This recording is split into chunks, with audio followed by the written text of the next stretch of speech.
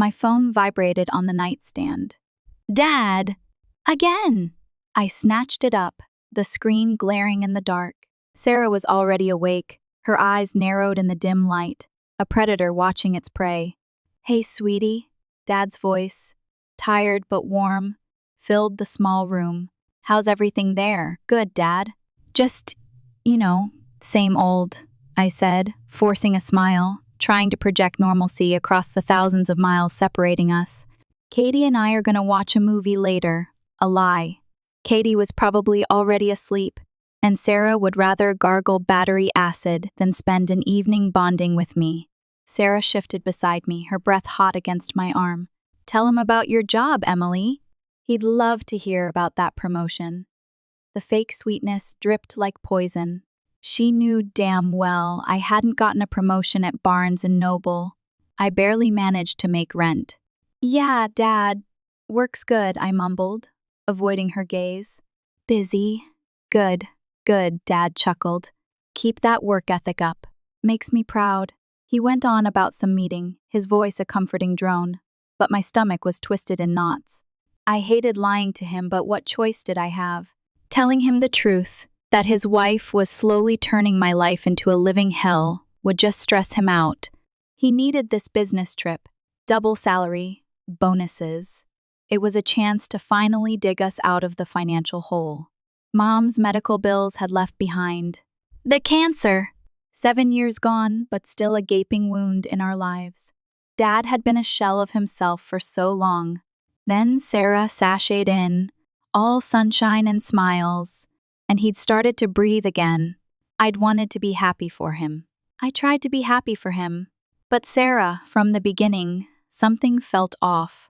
The way she'd casually toss out suggestions to modernize Mom's things, the way she'd subtly exclude me from mother-daughter outings with Katie. Little cuts, barely noticeable at first, but they added up. Now, with Dad gone, the cuts were turning into gaping wounds. The call ended. I tossed the phone back on the nightstand, the silence in the room suddenly deafening. Sarah finally turned to me, her eyes glittering with suspicion. He seems distant, she said, her voice low, almost a purr. Did he mention Lisa? Lisa. Dad's co-worker, a perfectly normal middle-aged woman who'd worked with him for years. But in Sarah's twisted mind, she was a threat. No, Sarah. He didn't mention Lisa. He talked about spreadsheets. Like he always does. She didn't believe me. I could see it in her eyes. A slow burn of paranoia, fueled by God knows what insecurities. This had been going on for weeks. The constant questions, the snooping, the obsessive checking of Dad's social media. It was exhausting and terrifying. You're hiding something, Emily. I can feel it. She stood up, pacing the room like a caged animal. You and your father, you're so close. He tells you everything, doesn't he? He tells me about work, Sarah. That's it. She stopped pacing, her eyes locking onto mine. Don't lie to me. I know he's having an affair. I stared at her, dumbfounded. That's insane.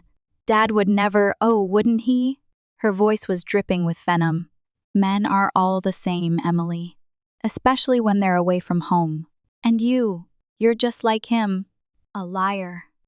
That was the moment I knew things were about to get a whole lot worse.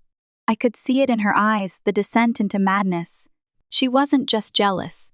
She was convinced, and she was determined to prove it, no matter the cost, even if it meant destroying my life in the process.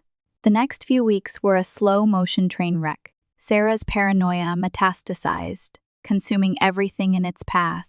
She was like a rabid dog, snapping at shadows, seeing enemies everywhere, and I was her prime target. It started subtly, my laundry disappearing from the dryer, only to reappear days later, stained and ripped. The Wi-Fi cutting out in my room, conveniently right when I was trying to study for my online classes. Leftovers vanishing from the fridge, replaced with a note, paying residents only. Then it escalated. The hot water in my shower suddenly turning ice cold. The lock on the main bathroom changing overnight. A kitchen timer set for 15 minutes at every meal. with Sarah glaring at me like a warden watching a prisoner. The notes were the worst. Little paper grenades of passive aggression plastered all over my room, rent due. Mooch is not welcome. Time to grow up. They were like little jabs, designed to slowly chip away at my sanity. One morning, I woke up to find my bedroom door handle gone. Vanished. Sarah claimed I'd slammed it too many times, and door handles were now a paying resident privilege. I had to use a jump rope to close my door. A freaking jump rope. It was suffocating. I felt like I was trapped in a horror movie where the monster was a smiling, suburban Stepford wife. The real blow came with my books. My mom's old Harry Potter collection, Dad's worn copy of The Hobbit, the ones he would read to me when I was sick. I came home from work one day and found them in the trash can outside, soaked from the rain. Ruined. I confronted Sarah, my voice shaking with rage. "What did you do?" She shrugged, a sickeningly sweet smile on her face. "Oops! Spring cleaning. Maybe if you paid rent, you'd have storage rights." Something inside me snapped. It wasn't just the books. It was everything. The constant harassment, the lies, the casual cruelty. She was deliberately trying to break me. "You're a monster," I spat, my voice trembling. "You're trying to destroy me." Her smile widened. "Don't be dramatic, Emily. I'm just preparing you for the real world. It's tough out there. You need to learn to stand on your own 2 feet. This is my home. My dad bought this house. Not anymore, sweetie. I'm your father's wife now. What's his is mine. And what's mine, well, isn't yours." That night, I tried to call Dad. But Sarah had changed the Wi-Fi password again, and I was running out of data. When I finally got through, she hovered around, making loud, passive-aggressive comments about ungrateful children and teenage drama queens. "Everything's fine, Dad," I said, my voice tight. "Just, girl stuff." Sarah's smug smile burned in my mind. She was winning. She was isolating me, turning my own father against me. I felt like I was drowning with no one to throw me a lifeline. The final straw came with the keys. I was coming home from a double shift at Barnes & Noble, exhausted and starving. It was pouring rain, the kind that soaks you to the bone in seconds. I reached for the doorknob, and it wouldn't turn. The lock had been changed. Again. I rang the doorbell, shivering in the downpour. No answer. I called Sarah. Voicemail. Again. I called Katie. No answer. I stood there, soaked and defeated, for 3 hours. 3 hours! I could see Sarah through the living room window, curled up on the couch, watching Netflix. She knew I was there. She was deliberately ignoring me. Finally, she opened the door, her expression a mask of faux concern. "Oh, Emily! I'm so sorry. I wasn't feeling well and I didn't hear the doorbell. I just stared at her, the anger bubbling inside me like lava. You saw me!" "I saw you," she shrugged. "Well, I'm not a mind reader, Emily. Maybe you should have called." "I did call." "You didn't answer." "Look, I'm not going to argue with you." "I'm tired. Just come inside and stop making a scene." I stepped inside, the warmth of the house a stark contrast to the icy rain soaking my clothes. But it didn't feel like home anymore. It felt like a prison. "I can't do this anymore, Sarah," I said, my voice barely a whisper. She sighed, as if I were inconveniencing her. "Can't do what? Live in my house for free? I'm not running a charity, Emily. This is my house too, and you're making my life a living hell. Oh, please." "You're exaggerating. I'm just trying to teach you some responsibility." By throwing away my books? By locking me out in the rain? By deliberately trying to make me miserable? She didn't answer. She just stared at me, her eyes cold and calculating. "I'm giving you a choice, Emily," she said, her voice flat. $800 a month in rent? Or you can move into the basement. The basement. A damp, windowless room filled with cobwebs and the ghosts of forgotten things. A room where something scratched in the walls at night, a room that flooded every time it rained. I laughed, a short, bitter sound. "You're joking, right?" Her face hardened. "I'm not asking, Emily. I'm telling you. 48 hours. Pay rent or move downstairs. 48 hours. To find $800. To abandon my room, my life, my memories. To surrender to her madness. I knew what I had to do. I couldn't stay there any longer. I had to get out before she completely destroyed me. I had $834.27 in my savings account. Exactly enough for Sarah's rent demand. Ironic. But I knew where that money needed to go. To getting the hell away from her. I waited until she went to her yoga class to pack everything I could fit into my battered 2012 Honda Civic. Clothes, books, photos, the few precious things I had left of my mom's. It felt like abandoning ship. The first night was the worst. I had no idea where to go.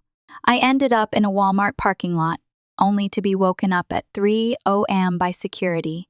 Not exactly a glamorous escape. After that, I got smarter. A gym membership became my lifeline. A place to shower, use the bathroom, and, most importantly, park overnight without raising suspicion. It was a grim existence. Trying to get ready for work in a cramped gym bathroom, stuffing my clothes into garbage bags to keep them from wrinkling, eating cold. McChickens for dinner in the back seat of my car. The weather was relentless. Rain for days, turning my car into a damp, claustrophobic box. Then scorching heat, forcing me to ration the battery on my cheap Dollar Tree fan to avoid heat stroke. Meanwhile, Sarah was spinning a web of lies. "Emily's been acting so strange lately. We just want her to come home and get help." She even called my manager at Barnes & Noble, trying to paint me as mentally unstable. Thank God for Jenny, my manager. She knew me better than that. But most of my friends bought Sarah's act. They'd give me these pitying looks, whisper about my emotional problems. It was isolating. Megan was the only exception. She couldn't let me stay at her place. Her parents were too strict, but she'd sneak me leftovers from her family dinners, let me use their Netflix password, and, most importantly, kept my birth certificate and mom's jewelry safe at her house. Keeping up appearances at work was a constant struggle. I became a master of disguise, hiding the exhaustion and desperation behind a carefully constructed facade of normalcy. Hanging my work clothes from the grab handle to steam them with morning humidity, finding the perfect parking spots, the gym lot for sleeping, Starbucks for Wi-Fi, the library on weekends. Sarah kept probing, sending Katie to text me innocent-sounding messages that were obviously fishing for information. "Mom says you can come home if you just tell her the truth about Dad." What truth? The truth that he was working his ass off to provide for us? The truth that his wife was a manipulative, paranoid liar? One night, my car battery died. Middle of nowhere, 2 a.m., pouring rain. I had to call A3A, making up some story about being on my way home from a friend's house. The tow truck driver definitely knew I was living in my car, but he didn't say anything. He just slipped me a card for a local shelter. I managed to keep this up for 2 weeks. 2 weeks of constant anxiety, exhaustion, and humiliation. 2 weeks of feeling like I was slowly disappearing. Then Dad came home early, and everything went to hell. I saw his car pull into the gym parking lot, my usual spot. My heart stopped. He wasn't supposed to be back for another week. Sarah must have panicked. She hadn't had time to fully concoct her Emily ran away narrative. But somehow, she still managed to pull it off. Dad knocked on my car window, his face a mask of disappointment and anger. Behind him, Sarah stood with that sickeningly sweet, concerned stepmother expression. Before I could say a word, Sarah launched into her performance, tears welling in her eyes. She told Dad about my acting out ever since he'd left. Sneaking guys over for wild parties me? Wild parties, destroying the house. Then came the evidence. Photos of the house, deliberately trashed. broken picture frames, stained carpets, even cigarette burns on the couch. I don't even smoke. And then, the killer blow. Fake text messages, supposedly from me, bragging about partying and defying her authority. You can't control me, Sarah. Dad doesn't need to know. I tried to show Dad my real phone to prove the texts were fake, but all my messages were gone. Wiped clean. Sarah had been systematically deleting them for weeks. Dad was livid. I'd never seen him so angry. Sarah kept putting her hand on his arm, cooing about how she'd tried so hard to help me and how she blamed herself for not seeing the signs sooner.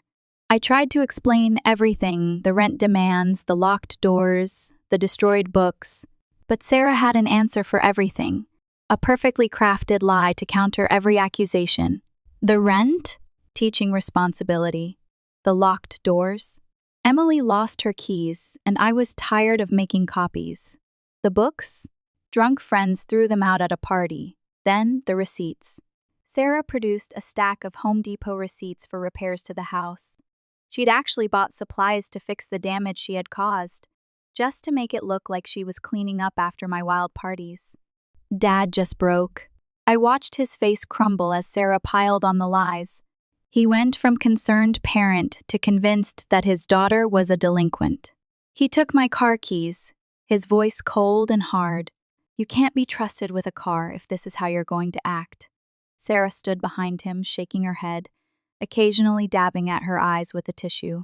You're not welcome home until you grow up and take responsibility for your actions. Then they left. Just left me there, in the gym parking lot, with nothing but my dying phone and the clothes on my back. Sarah's smug little smile as they drove away told me everything. She'd won. Completely. Not only had she gotten me out of the house, but she'd managed to make it look like it was all my fault. I walked to Megan's house, arriving after 11 p.m. Her parents didn't want me staying there. Sarah had poisoned them with her lies, too. But Megan snuck me some money for a motel. That night, sitting in that dingy motel room, watching my phone die, knowing my dad thought I was a criminal, I hit rock bottom. I cried myself to sleep. But rock bottom can be a strange place. Sometimes you find something solid to stand on. After that night, I became a ghost, drifting between friends' couches, working 2 dead-end jobs to scrape together enough money for a place of my own. My Barnes and Noble gig, blessedly familiar, and graveyard shifts at a greasy 24-hour diner, cleaning up after drunks at 3 a.m. The diner paid cash, no questions asked. I finally landed a tiny studio apartment. When I say tiny, I mean tiny. My bed doubled as my couch and dining room table. The kitchen was a microwave balanced on a mini fridge. The bathroom required acrobatic maneuvering, but it was mine. No Sarah, no mind games, no passive-aggressive notes. I was starting to rebuild my life in a bleak, minimalist sort of way. The routine was grinding, but it was a routine. Early shift at B&N, late shift at the diner, shower, crash, repeat. Not a dream life, but survival. Then, one night around 2 a.m., a text. Are you awake? It was Katie. I hadn't heard from her in weeks. Sarah had convinced everyone I was a toxic influence. I almost ignored it, dismissing it as another one of Sarah's tricks. But something in the way it was written, it felt different. More like Katie. I replied. Turns out, Katie had stumbled upon something interesting. Sarah's vape pen. Sarah went everywhere with it. I thought she was just really into vaping and healthy alternatives. But Katie found it in the laundry. The pen had fallen out of her yoga pants or something. Katie unscrewed the bottom part and found a rolled-up piece of paper with a phone number and hotel receipts. And Katie, bless her brilliant little heart, didn't confront Sarah. She did some detective work. She used her friend's phone to text the number. Sarah checked Katie's phone regularly, so texting from her own would have raised suspicion. Genius! The number belonged to Sarah's personal trainer, the guy she spent 2 hours with, 3 times a week, working on her core strength. Right. Katie sent me screenshots of months of messages between them, detailed plans of meetups, disgusting gym-related innuendo, spicy pictures I wish I could unsee. Katie was horrified. Sarah had been gaslighting her too, telling her I was trying to break up the family and threatening to send her back to her dad if she told anyone about their family problems. Katie's dad was actually a good guy. Sarah just kept her away to maintain control. Now, Katie felt guilty for believing Sarah's lies about me. She'd even kept a diary of Sarah's weird behavior but was too scared to say anything. Trainer boy, he was married, had a whole wife, a wife who, as it turned out, had been suspicious for a while. My brain was exploding. Sarah had spent months accusing Dad of cheating, kicked me out, turned everyone against me, all while she was having an affair with her married personal trainer. We had to be smart. Sarah was too good at manipulation. We couldn't run to Dad without solid proof, or she'd twist it around and make us look like the villains. For a week, we gathered everything. Katie became a secret agent, snagging photos of diary entries when Sarah was in the shower. Gym membership records actually hotel receipts. The real goldmine was Sarah's text messages. She'd gotten so confident she hadn't bothered deleting them. Hundreds of texts between her and Trainer Boy, all about their special training sessions and flexibility. Katie screenshotted everything. I was terrified of showing Dad. Hey Dad, remember how your wife accused you of cheating and kicked me out? Funny story. But then Sarah made a colossal mistake. She started using Dad's credit card for the hotel rooms, disguising them as wellness retreat expenses or intensive training workshops.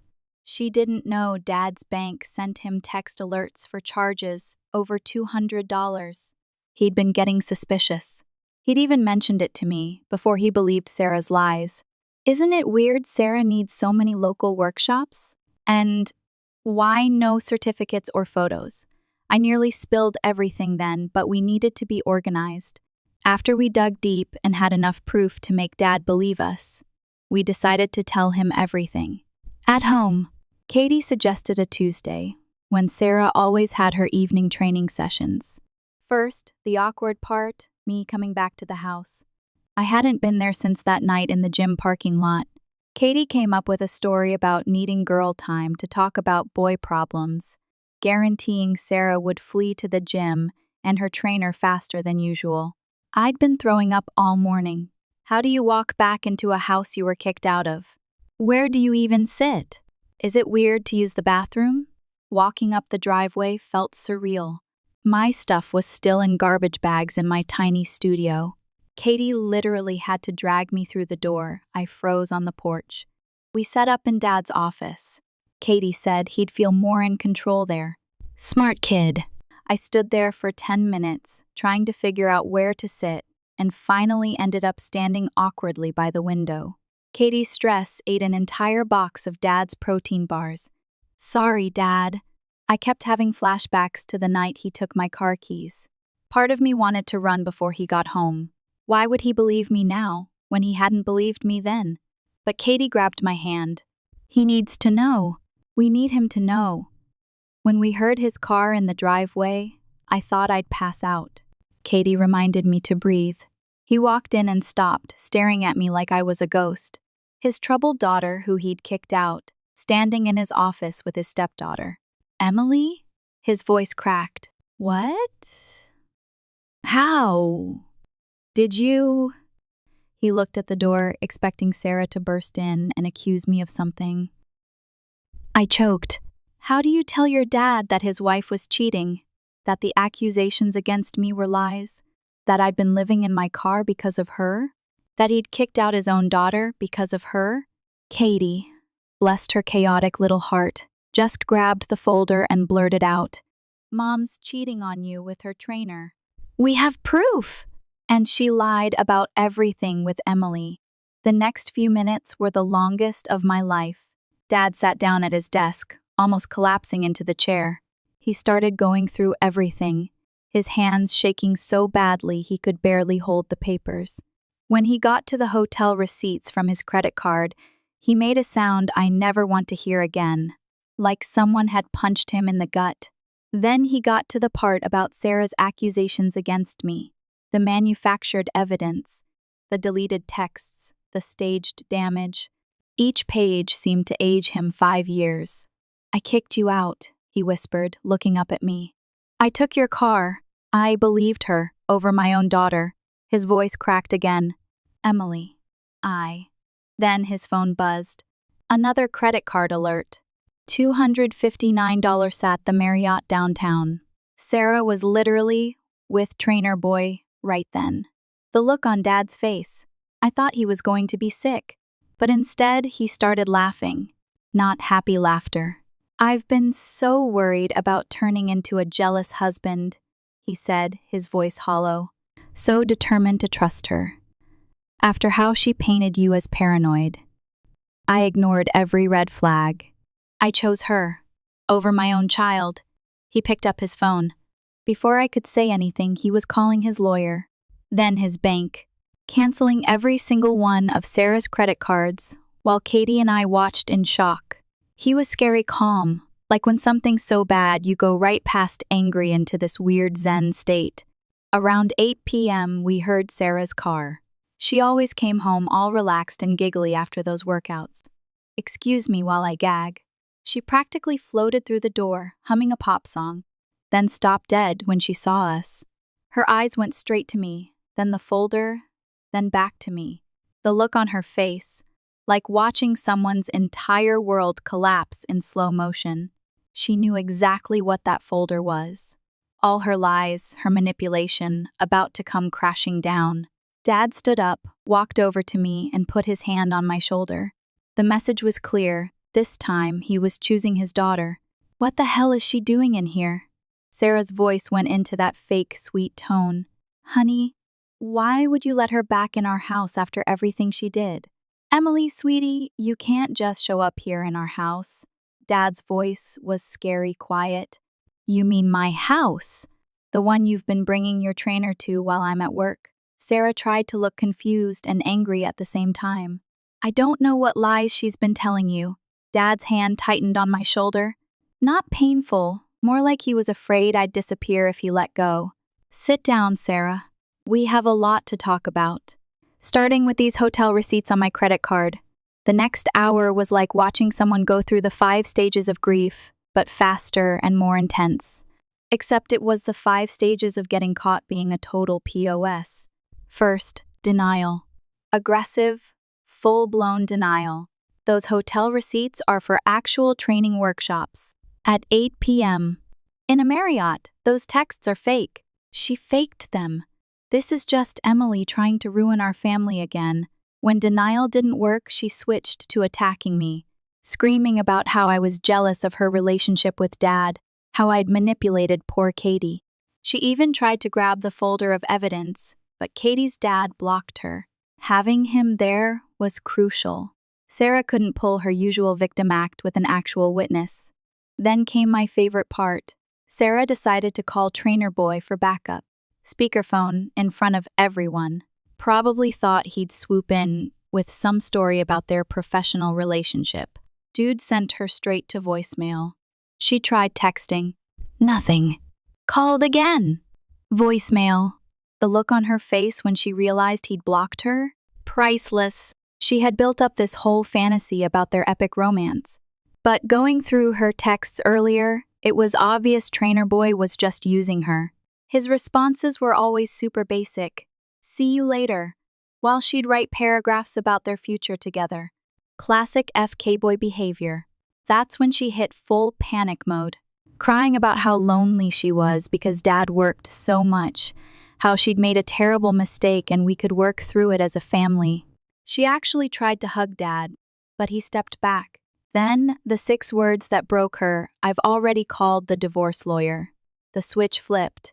Sarah went from crying damsel to full rage monster in 0.2 seconds. Screaming about how she'd given him the best years of her life, 3 years calm down, and how she deserved half of everything. Dad calmly reminded her about the prenup, the one she'd been trying to get him to review or destroy for months. Turns out, it had a really specific infidelity clause. Sarah wouldn't get anything except her personal belongings. She tried to pull the "you can't prove anything" card. That's when Dad showed her his phone. All her credit cards were already canceled. He'd frozen their joint account and contacted his lawyer about the hotel charges. The look on her face when she realized she'd been documenting her own affair with his money? Chef's kiss. The divorce was quick, thanks to the prenup. Sarah tried to contest it, but it's hard to argue when there are credit card records of your affair. She didn't get the house, the car, or any money. She didn't even get her gym membership. They banned her. Last I heard, Sarah was living in a tiny studio and working at Smoothie King in the mall. She tried getting back into personal training, but gyms don't want trainers who sleep with clients' spouses. She can't even get references because everyone at her old gym knows what she did. Trainer boy never spoke to her again. He's still with his wife, probably moved on to his next client by now. Sarah was just another bored housewife to him, but she'd convinced herself they had this great love story.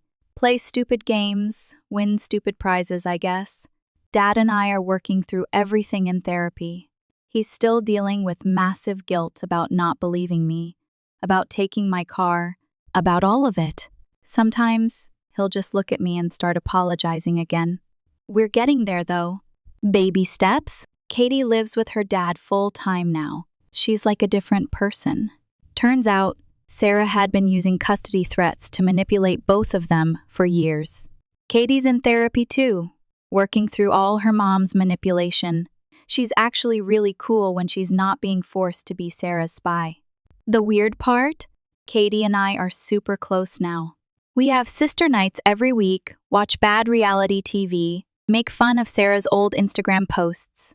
She deleted her account, but screenshots are forever, and talk about all the red flags we should have seen. It's ironic. Sarah tried so hard to keep us apart, but her actions ended up making us actual sisters. That room Sarah forced me out of? Dad helped me completely redo it. New paint, new furniture, even a lock on the door. My choice. Still working through some trust issues. Sarah still tries to contact me, but now it's all drunk 2 a.m. texts, calling me a home-wrecking biche and threatening to make me regret ruining her life. She'll spam my phone with 20 messages, switching between insults and begging to work things out as a family. Sometimes I think about blocking her, but honestly, watching her spiral is kind of entertaining. She went from smug and manipulative to completely unhinged, and the fact that she's losing it over her own downfall? Chef's kiss. I used to waste energy being angry at her, but I don't care anymore. She made her bed. Now she gets to lie in it. In a lot of ways, things are better now. I'm still working 2 jobs, still struggling to make ends meet. I have a long way to go, but I'm doing it on my own terms. My relationship with my dad, while still healing, is stronger than it's ever been. The scars are there, of course. I'm more guarded, less trusting, but I'm also stronger. I know what I'm capable of, and I know who my real friends are. Sarah thought she could break me. She thought she could steal my life and get away with it. But she underestimated me. She underestimated us. And in the end, that was her biggest mistake. Because when you try to tear someone down, you better be prepared for them to fight back. And sometimes, just sometimes, they might just win. Months turned into a year. The divorce dust settled, leaving a strange, surreal calm in its wake. Katie thrived with her dad, blossoming into a confident, witty teenager, a far cry from the anxious, hesitant girl Sarah had tried to mold. Dad, slowly but surely, started to find himself again, shedding the weight of his guilt and the constant pressure to appease Sarah. He even started dating, cautiously at first, but with a growing sense of hope. He deserved happiness. As for me, I kept grinding. The Barnes and Noble and diner shifts were soul-crushing, but they paid the bills and kept me afloat. Slowly, painstakingly, I started to piece together a life, a new normal. Therapy helped, unpacking the emotional baggage Sarah had left behind. I learned to forgive myself for trusting Sarah, for believing her lies, for letting her manipulate me. It wasn't my fault. I was a kid, grieving the loss of my mother, desperate for my dad to be happy. One day, Megan called, her voice bubbling with excitement. "You will not believe who I just saw." "Let me guess," I said, rolling my eyes. "Brad Pitt? Better." "Well, maybe not better. Definitely more pathetic. I saw Sarah at Smoothie King." Smoothie King. The mall. The ultimate symbol of suburban mediocrity. I burst out laughing. It was too perfect. The woman who'd once prided herself on her yoga, retreats, and organic kale smoothies, now slinging sugary drinks to teenagers in oversized shopping bags. "Seriously," Megan continued. She was wearing a paper hat and everything, and she looked miserable. A wave of satisfaction washed over me, a warm, tingling sensation that spread through my chest. I hadn't realized how much I'd wanted this, to see Sarah brought down, to witness the consequences of her actions. "Did you say anything to her?" I asked, my voice eager. "No way!" I just grabbed my smoothie and ran.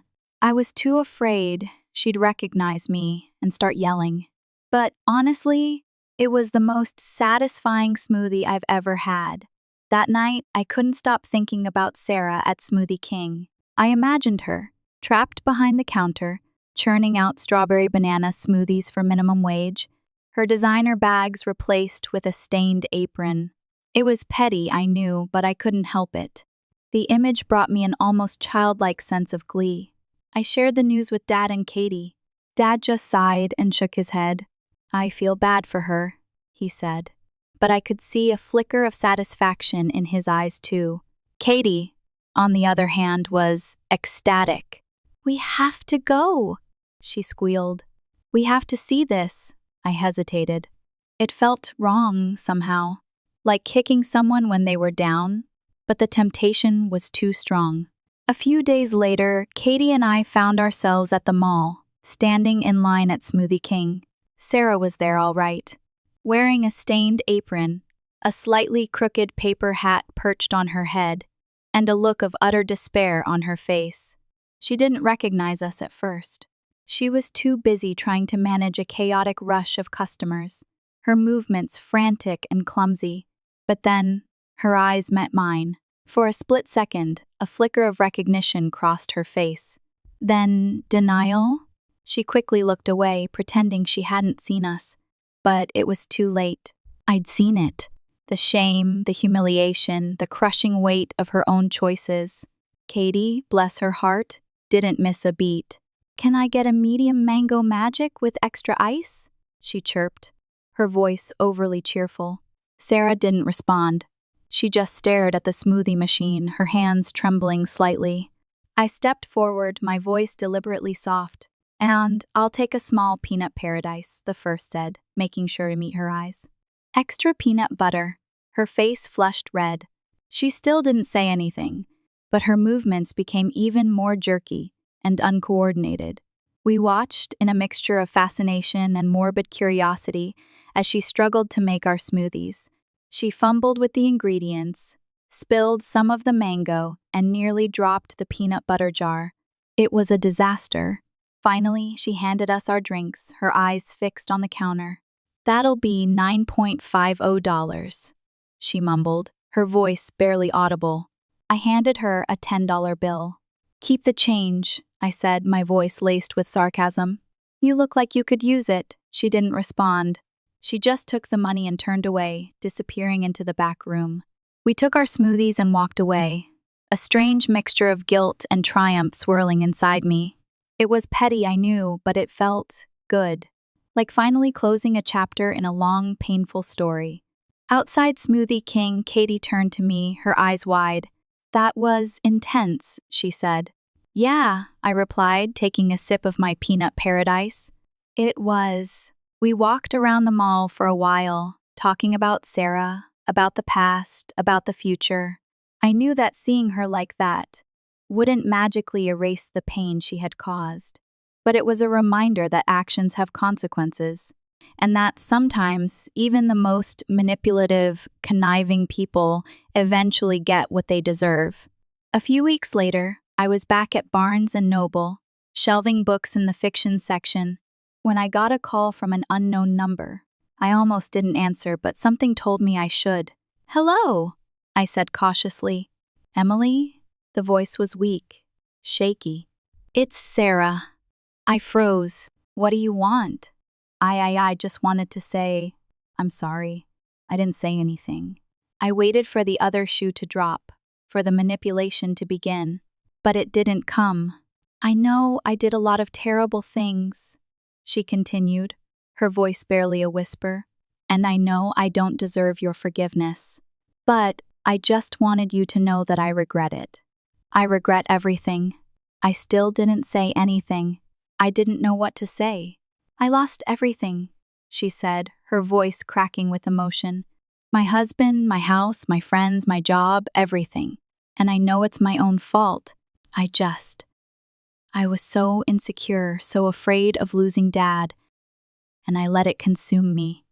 I became someone I didn't even recognize." A long silence stretched between us. I could hear her breathing on the other end of the line, ragged and uneven. "I don't expect you to forgive me," she finally said. "But I hope that one day you can at least understand. I was messed up, and I took it out on you, and I'm truly sorry for that." Then she hung up. I stood there, phone in hand, staring blankly at the shelves. I didn't know what to make of it. Was it a genuine apology? Or just another manipulative ploy? Part of me wanted to dismiss it, to write it off as just another attempt to get back into our lives. But another part of me, a small, hesitant part, wanted to believe her. I thought about Sarah at Smoothie King, her face etched with despair, her paper hat slightly askew. I thought about the years of insecurity and fear that had driven her to act the way she did. It didn't excuse her behavior. It didn't erase the pain she had caused. But it did offer a glimpse into the darkness that had consumed her. I spent the next few days wrestling with my feelings. Anger, resentment, pity, confusion. They all swirled inside me, a tangled mess of emotions. Finally, I realized something. I didn't have to forgive her. I didn't have to forget what she had done. But I could choose to let go. I could choose to stop letting her control my life, to stop dwelling on the past, to focus on the future. It wasn't about forgiving Sarah. It was about forgiving myself for trusting her, for believing her lies, for letting her hurt me. It was about taking control of my own narrative, about refusing to let her define me. I deleted Sarah's number from my phone. I unsubscribed from her social media accounts. I made a conscious effort to stop thinking about her, to stop dwelling on the past. It wasn't easy. There were moments when the anger would resurface, when the memories would come flooding back. But each time, I reminded myself that I was in control now, that I had the power to choose my own path. I focused on my work, on my classes, on my relationships with Dad and Katie. I started to build a life that was based on honesty, trust, and respect. A life that was free from the shadows of the past. A year later, I graduated from my online program with honors. Dad and Katie were there to cheer me on, their faces beaming with pride. It was a small ceremony held in a community center, but it felt like the culmination of years of struggle, years of sacrifice, years of perseverance. I landed a job at a local publishing house, starting at the bottom but eager to learn. I loved being surrounded by books, by stories, by the power of words. My relationship with Dad continued to heal. We talked openly and honestly about everything, sharing our fears and our hopes. He started dating more seriously, eventually finding a wonderful woman who loved him for who he was. Katie blossomed, excelling in school and pursuing her passion for art. She was still in therapy, working through the long-term effects of Sarah's manipulation, but she was strong and resilient. She had a bright future ahead of her. One day, I was walking through the mall on my lunch break when I saw it, Smoothie King. I hesitated, a familiar twinge of anxiety gripping my stomach. I looked inside. Sarah wasn't there. I didn't know if she still worked there, or if she had moved on to something else. For a moment, I felt a flicker of disappointment. I wanted to see her, to see how far she had fallen. But then I realized something. I didn't need to see her. I didn't need her validation, her misery, her downfall. I had already won. I had survived. I had rebuilt my life. I had found happiness and peace. And that was enough. I smiled, turned around, and walked away, leaving the shadows of the past behind me. I walked towards the light, towards the future, towards a new beginning. My beginning. Years passed. Life moved on, as it always does. The memory of Sarah, once a looming, suffocating presence, began to fade, becoming a faint, almost dreamlike recollection of a difficult chapter in my life. I thrived at the publishing house, working my way up the ranks, eventually becoming an editor. I had a knack for finding hidden gems, for nurturing fledgling talent, for bringing stories to life. It was fulfilling work I was passionate about. My relationship with Dad continued to flourish. He eventually married his girlfriend, a kind, warm-hearted woman named Carol. She was the opposite of Sarah in every way, genuine, supportive, and completely drama-free. They were happy, truly happy, and it brought me immense joy to see them together. Katie went to art school, excelling in painting and sculpture. She was fiercely independent, traveling the world and exhibiting her work in galleries across Europe. She was a force of nature, a true artist. One quiet evening, I received a message request on social media. A name I hadn't seen in years, Sarah. My heart skipped a beat. A wave of apprehension washed over me. A familiar unease that I thought I had long since buried. I hesitated, hovering my cursor over the ignore button. But curiosity, that ever-present human flaw, got the better of me. I clicked accept and opened the message. "Emily, I know it's been a long time," the message began, "and I understand if you don't want to hear from me, but I felt compelled to reach out." I braced myself, waiting for the manipulation, the excuses, the self-pity. But it didn't come. "I've been thinking about you a lot lately," the message continued. "About what I did, about the pain I caused, and I wanted to let you know that I've changed. I'm not the same person I was back then." I raised an eyebrow, skeptical, but I kept reading. "I've been in therapy for years," the message went on, "dealing with my insecurities, my fears, my anger. It's been a long, difficult journey, but I'm finally starting to understand why I acted the way I did." She went on to explain that she had found a new purpose in life, working as a volunteer at a local women's shelter. She was helping other women who had experienced abuse and trauma, using her own experiences to guide them. "I know I can never undo the past," she wrote, "and I don't expect you to forgive me. But I hope that one day you can see that I'm trying to make amends. I'm trying to be a better person." The message ended there. I stared at it for a long time, my mind racing. Could it be true? Had Sarah really changed?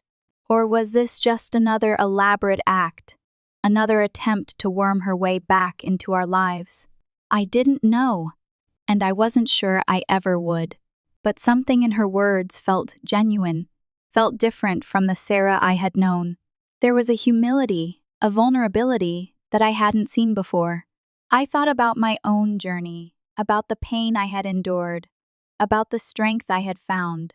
I thought about Dad and Katie, about the healing we had experienced as a family, and I realized that I had come full circle. I had reached a point where I could finally let go of the anger, the resentment, the need for revenge. I didn't have to forgive Sarah, but I could acknowledge her growth, her efforts to make amends. I could acknowledge that people are capable of change, even the people who have hurt us the most. I took a deep breath and typed a response. "Sarah, I appreciate you reaching out," I wrote. "I'm glad to hear that you're doing better. I hope you continue on that path." I hesitated for a moment, then added one more sentence. "I wish you well." I hit send and closed the message. A wave of peace washed over me, a sense of closure that I hadn't expected. It wasn't about forgiving Sarah. It was about freeing myself. I had finally laid the ghosts of the past to rest. I had emerged from the darkness into the light, and I was ready to embrace the future, whatever it may hold. I closed my laptop, stood up, and walked over to the window. The city lights twinkled below, a million tiny sparks of hope in the darkness. I smiled. The world was full of stories, full of possibilities, and I was ready to write my own. The end, but also a new beginning.